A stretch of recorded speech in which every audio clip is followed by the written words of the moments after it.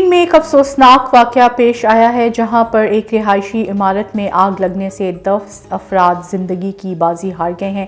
فرانسیسی خبر رساں ادارے AFP کی رپورٹ کے مطابق گزشتہ روز رات ایک بلند و بالا عمارت میں آگ لگ گئی۔ چینی سرکاری خبر رساں ادارے ژنہوا نے اپنی رپورٹ میں کہا کہ ہنگامی بنیاد پر طبی امداد ملنے کے باوجود 10 افراد چل بسے ہیں۔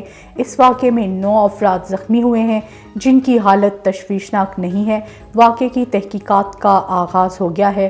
اس سے قبل بھی چین میں شدید آتش زدگی کے واقعات رونما ہو چکے ہیں۔ رواں ہفتے وسطی چین کے شہر الیانگ کی فیکٹری میں آگ لگنے سے 36 افراد ہلاک ہو گئے تھے۔ بھارت میں ہندو انتہا پسند نظریہ رکھنے والی حکومت دوسرے مذاہب کے لیے خطرہ بن گئی۔ امریکی کمیشن نے بھی اقلیتوں کے ساتھ کیے گئے سلوک پر تحفظات ظاہر کر دیے۔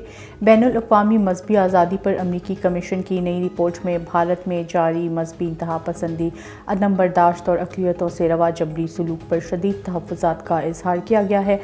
امریکی محکمہ خارجہ سے مطالبہ کیا گیا کہ بھارت کو خصوصی تشویش والے ملک کا درجہ دیا جائے۔ امریکی کمیشن نے اپنی رپورٹ میں کہا کہ بھارت میں گزشتہ سال مذہبی آزادی کے حالات بدترین رہے۔ بھارتی حکومت نے قومی، ریاستی اور مقامی سطح پر جبری مذہبی تبدیلیاں، جنسی تشدد، مذہبی انتہا پسندی، عبادت گاہوں سمیت املاک کی تباہی، منمانی حراست اور مسلمانوں اور مسلمان صحافیوں کو ہراساں کرنے کا سلسلہ جاری رکھا۔ کینیڈا کے وزیر اعظم نے مظاہروں سے نمٹنے کے لیے ایمرجنسی ایکٹ کے نفاذ کا دفاع کیا ہے۔ جسٹن ٹروڈو نے کہا کہ گزشتہ موسم سرما میں انہوں نے یہ اقدام ملک میں کئی ہفتوں سے جاری لازمی کووڈ ویکسین پالیسی اور کورونا پروٹوکول کے تحت پابندیوں کے خلاف مظاہروں کے پیش نظر اٹھایا۔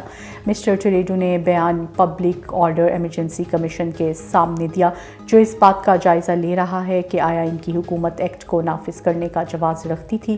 کینیڈا کے وزیر اعظم نے انکوائری میں بتایا کہ ملک میں ایمرجنسی لگانے کا مقصد مظاہرین اور عوام دونوں کو محفوظ رکھنا تھا۔